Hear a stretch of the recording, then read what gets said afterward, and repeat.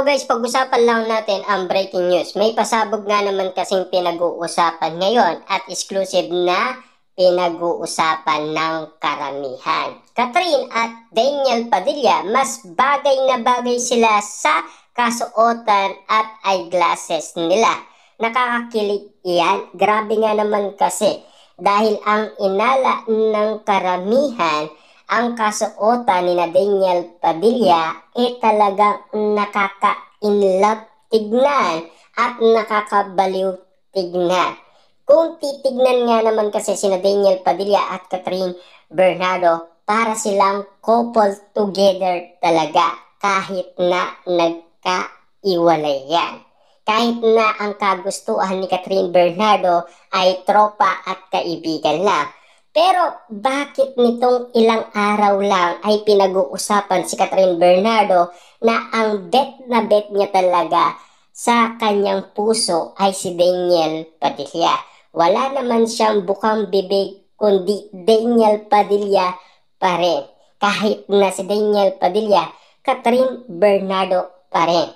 Ang katanungan kasi ng karamihan, hindi niya pa naman sinasagot si Mayor Mark Alcala. Lagi daw nakabantay si Mami Min Bernardo kay Catherine Bernardo at Mayor Mark Alcala. Papaano nga naman kasi pinag-uusapan si Mayor Mark Alcala patungkol sa pagpasok niya sa sabong. Yan kasi ang alam ng karamihan. Yan din kasi ang mga pinag-uusapan ng mga netizens at mga sausawerang kapitbahay.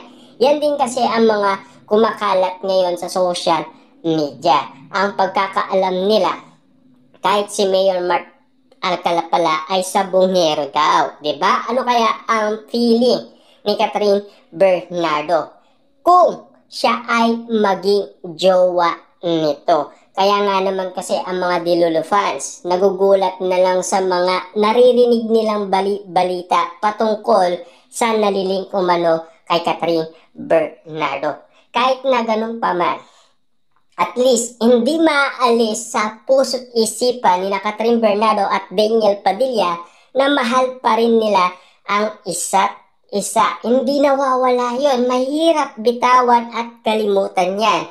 Ayon na yan sa isang manghuhula na talagang kitang-kita niya sa kanyang baraha na talagang si Catherine Bernardo at Daniel Padilla ay iisa ang energy nila. Ang pagkakataon nga naman kasi parang pinag-aandaan lang daw. Yun kasi ang ula kina Daniel Padilla at Catherine Bernardo last 2024. Kaya kitang-kita nyo naman siguro, no? Si Alden Richard nga hindi nagtagal, 'di ba? Pero na-link din siya. Pero pinag-usapan din na parang mag-on na daw sina Catherine Bernardo at Alden Richard. Yun kasi ang pagkakaalam nila. Siyempre, kay Mayor Mark Alcala, kung sakasakali man talagang lumalabas sila at nagkikita sila, pero wala pa naman totally na nakapagsabi ng katotohanan.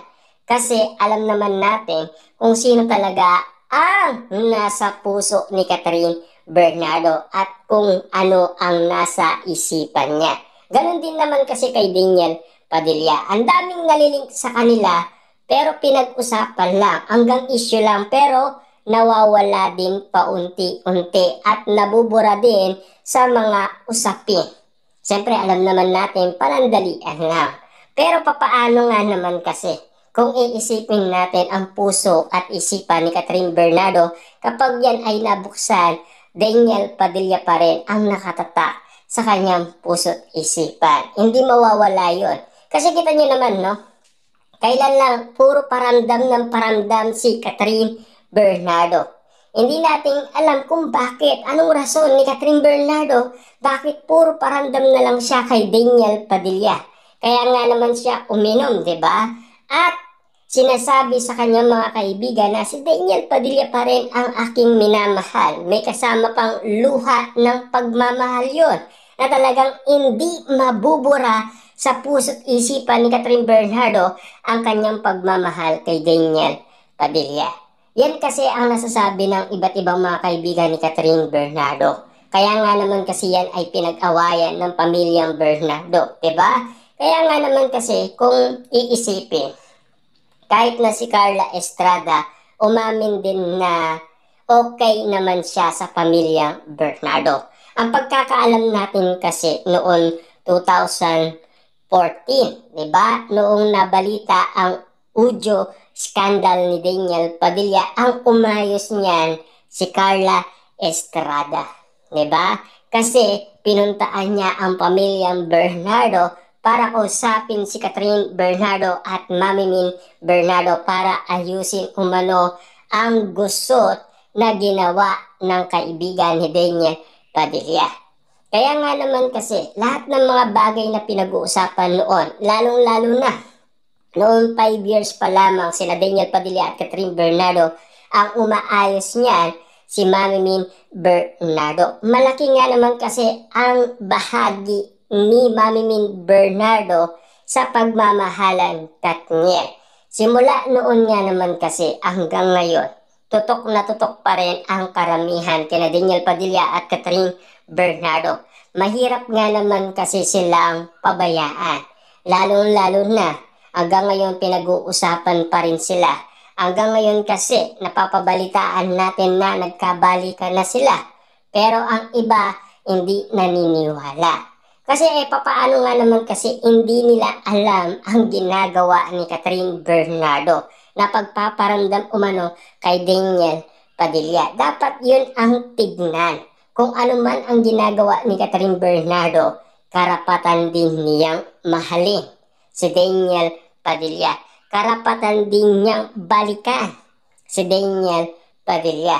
Kaya nga naman kasi hindi nabubura sa puso't isipan niya si Daniel Padilla. Tayo ay nakikinig lang sa mga kilos ni Catherine Bernardo at Daniel Padilla.